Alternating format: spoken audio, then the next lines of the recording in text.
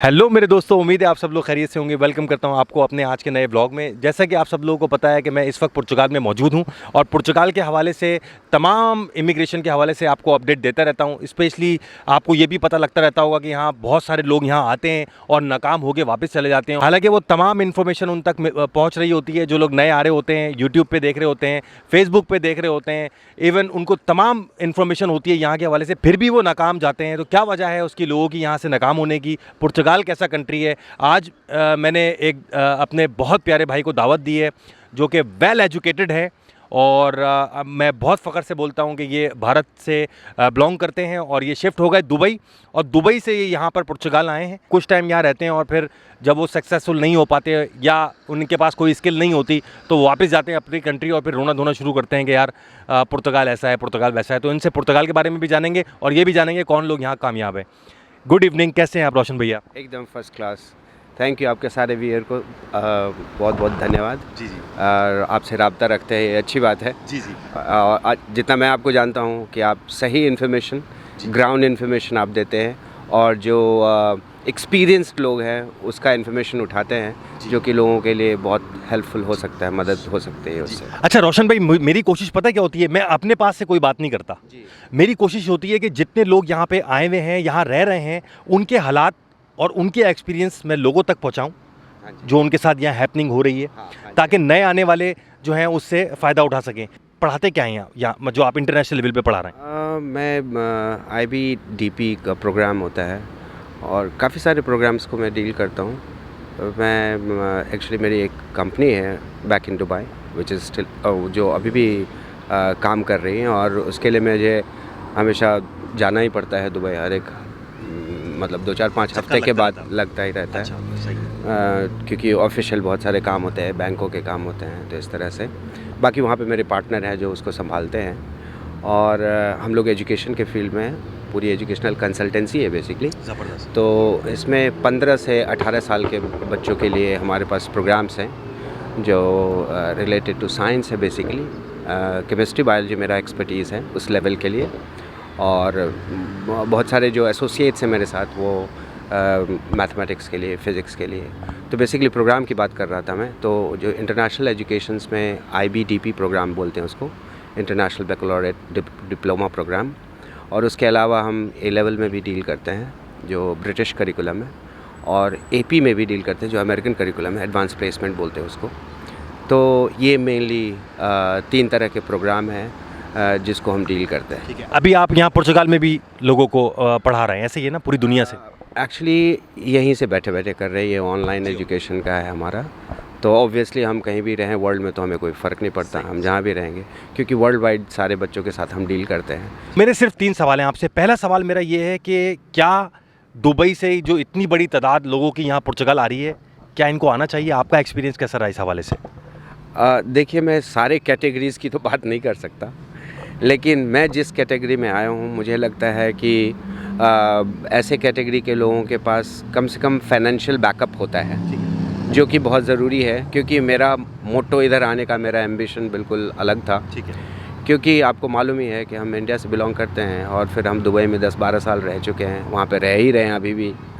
तो मुझे लगा कि फिर फाइनली क्या करेंगे आप जब रिटायर होंगे तो क्या करेंगे? When you don't want to work, फिर क्या करेंगे? आप वापस जाएंगे, थोड़ा वापस सेटल होने में, जो सच बात है, थोड़ी डिफ़िकल्टी होएगी।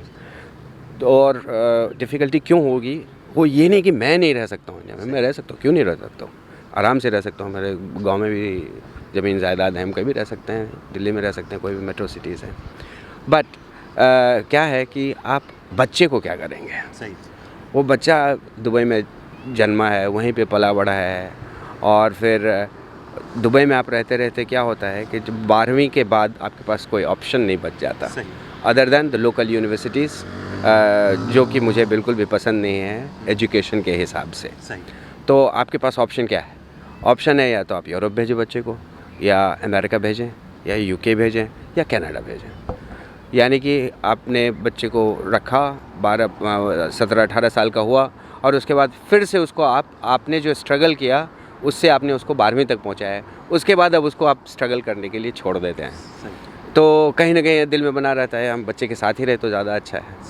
तो यूरोप में होने से ये एक चीज़ फ़ायदा है कि यहाँ पे मान लीजिए यूरोपियन कहीं भी यूनिवर्सिटी में हो जाता है तो आप पास ही हैं, आप बहुत ज़्यादा दूर नहीं हैं। अगर यहाँ के पासपोर्ट हासिल है आपको तो आप कहीं भी रह सकते हैं। सही, कहीं भी पूरा शेंगन एरिया में कहीं भी रह सकते हैं। लेकिन ये है रोशन भैया, इतना आपके पास एजुकेशन है, इतने आप काबिल हैं, आपने ये अमेरिका, इंग्लैंड और ये कनाडा का रुख क्यों नहीं किया? क्योंकि मैंने देखा इतने एजुकेटेड लोग डायरेक्ट वहीं का रुख कर रहे हैं। हाँ, सबसे पहले हमारा बहुत ज़्यादा, देखिए हमारे पास वो कंपल्शन नहीं था कि हमने कहीं जाना ही जाना है। ठीक है। क्योंकि इंडिया भी हमारे लिए बहुत अच्छा चॉइस था, क्योंकि हमने सोचा था वहाँ पे बहुत अच्छे अच्छे स्कूल्स हैं, जैसे दून स्कूल वगैरह हैं, तो वहाँ हम अपने बच्चों को पाथवेज इंटरनेशनल है, GD गोएंका वर्ल्ड इंटरनेशनल है, बहुत सारे स्कूल्स हैं वहाँ पे ऑप्शंस।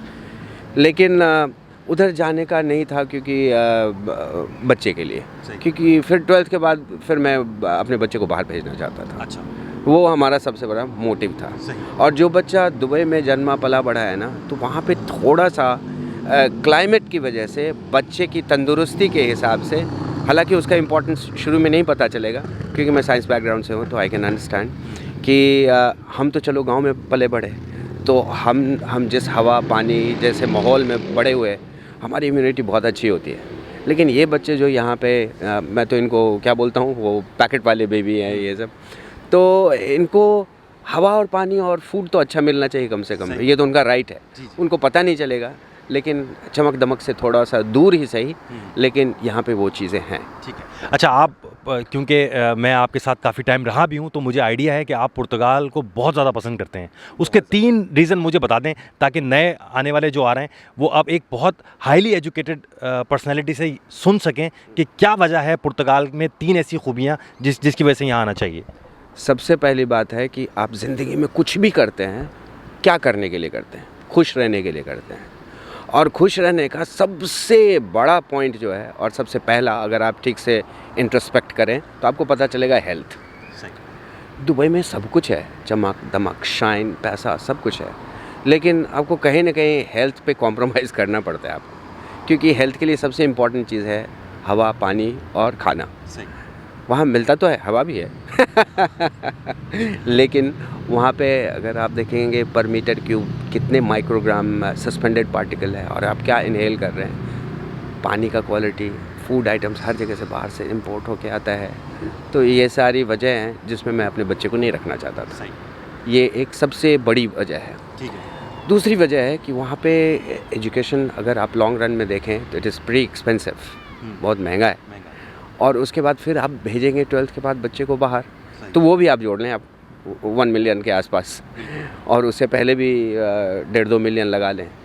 तो मैंने ये सोचा कि जो पैसे मुझे बाद में कमाने हैं उसको मैं बचा लूँ। सही बात है, सही बात है ना।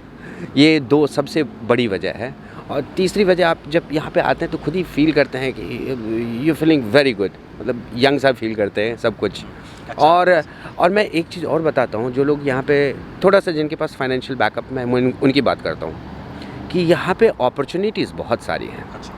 क्योंकि यहाँ के लोग उसको देख नहीं पाते, लेकिन अपॉर्चुनिटीज़ बहुत सारी हैं। शुरू में तकलीफ़ें हो सकती हैं क्योंकि यहाँ पे पेपर वर्क ज़्यादा है, बट मुझे लगता है कि यहाँ पे इंसान सक्सेसफुल हो सकता है बिज़नेस में। ठीक है। जॉब के मारे उसका मेरा कोई मुझे मालूम नहीं है उसके बारे में बहुत ज़्यादा, लेकिन मुझे बिज़नेस स्कोप्स यहाँ पे दिखते हैं।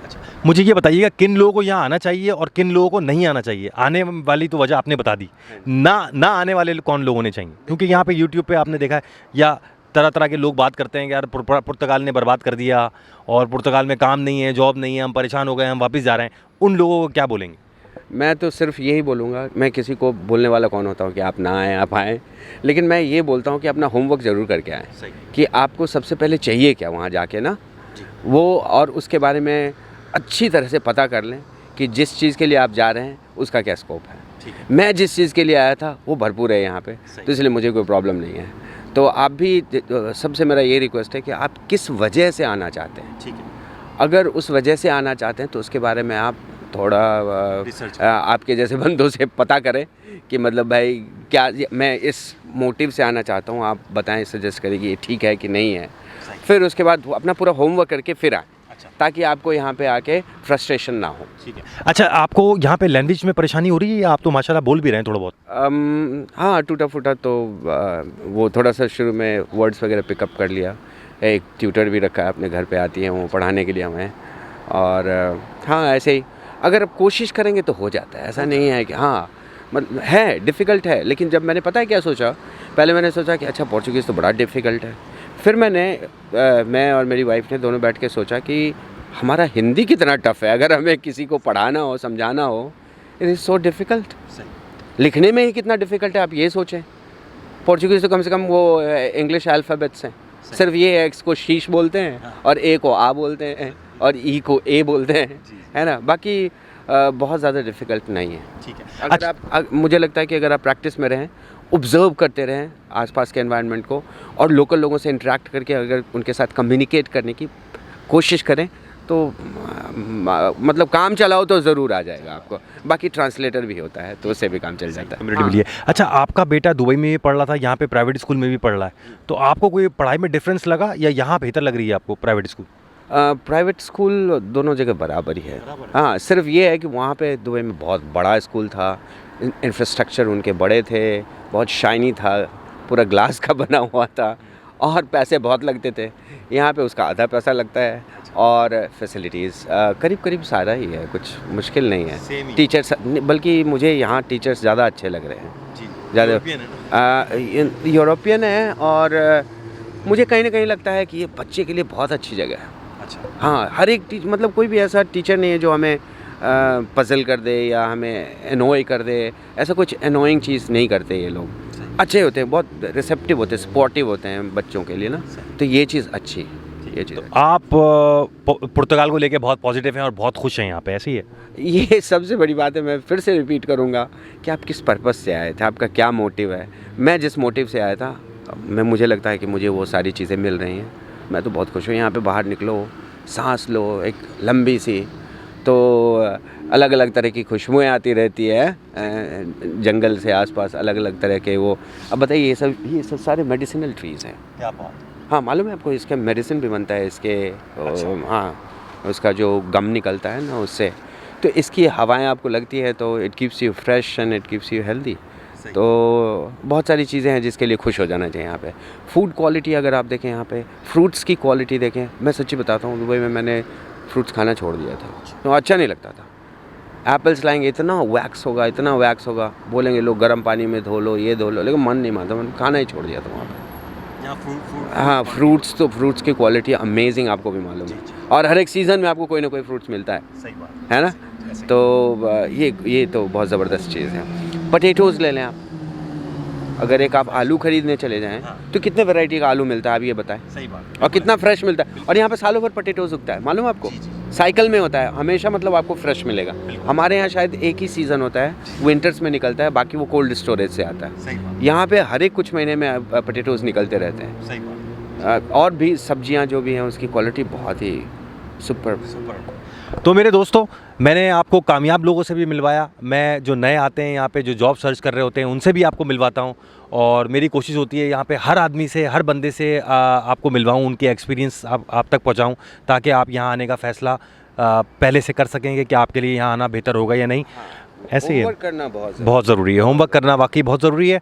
और इसके पहले तो पर्पस क्लियर होना चाहिए कि आप किस पर्पस से आना चाहते हैं यहाँ पे। अच्छा, आपने हमारे लोग जो है ना, हाँ जी हमारे लोग का पर्पस ज़्यादातर यही है कि नेशनलिटी, पासपोर्ट ये कंट्री तो फिर तो आप जो भी यहाँ पे आपको कष्ट होता है, दुख होता है, आप उसको झेलें। अगर वही पर्पस है, सही बात, तो फिर आप झेलें उसको, है ना। अगर मंजिल तक पहुँचना है, अगर वही है सिर्फ आपका मोटो, तो बाकी तभी मैंने बोला कि सोच लें कि आपको आना किस लिए। ठीक है मेरे दोस्तों, अपना ख्याल रखें। और बड़ी पॉजिटिव बातें की हमारे रोशन भैया ने। तो अगली वीडियो में आपसे मुलाकात होती है।